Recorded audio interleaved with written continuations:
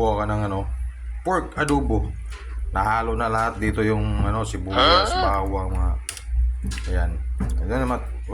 Tumalon yung Tapos lagyan natin ng pineapple para bilis mo lumambot.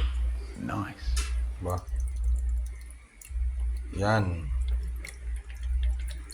Yan natin yan para lalong masarap. Tapos pabilis malambot din to eh. What? Yan Yo. What the fuck? Papatuyuin ko lang to. Habang dyan nakasalang dyan ganyan Tapos mamaya sarap na ito pag naluto na to.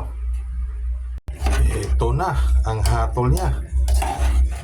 Luto na siya. Ayan diba? Wow. Pulang-pula.